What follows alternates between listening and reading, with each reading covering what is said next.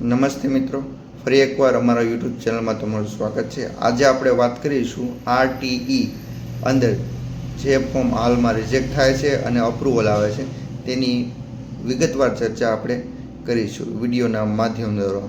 તો આપણે સૌપ્રથમ જે ફોર્મ રિજેક્ટ થાય છે તો તેનો મેસેજ તમારામાં આવશે આ રીતનું। આ મેસેજની અંદર એમ લખેલું હોય છે કે તમારું ફોર્મ જિલ્લા લેવલે રિજેક્ટ કરવામાં આવેલું છે। તો તમે તેની સ્થિતિ જોવી હોય તો તમે કેવી રીતે જોશો?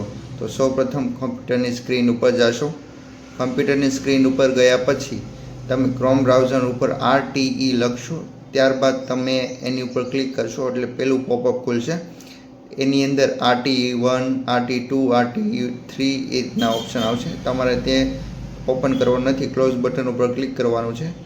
ત્યારબાદ તમારે સ્ક્રોલ ડાઉન કરવાનું છે। સ્ક્રોલ ડાઉન કરવાની સાથે અરજીની સ્થિતિ એવો એક ઓપ્શન શો કરશે। તે ઓપ્શન ઉપર ક્લિક કરશો ત્યાં તમારે અરજી નંબર અને બાળકની જન્મ તારીખ દાખલ કરવાની રહેશે। તે દાખલ કર્યા બાદ તમને શો કરશે કે તમારી અરજીની સ્થિતિ શું છે, કેના કારણથી રિજેક્ટ થઈ છે। ઘણાને આવકના દાખલાના કારણે રિજેક્ટ થતી હોય છે, ઘણાને આંગણવાડીના દાખલાના કારણે રિજેક્ટ થતી હોય છે, ઘણીવાર આંગણવાડીના દાખલાની અંદર પૂરા વર્ષ થતા નથી તેના કારણે રિજેક્ટ થતી હોય છે, અને ઘણાને આવકના દાખલા ગામડાના હોય અને સિટીમાં ફોર્મ ભરેલું હોય તો પણ તેના કારણે પણ રિજેક્ટ થતું હોય છે। આવા બધા કારણો હોય છે। તો આપણે શું કરવું? ફોર્મ રિજેક્ટ થયા પછી શું તમે ફોર્મ નહીં ભરી શકો? ના, એવું નથી, ફોર્મ તમે ભરી શકશો।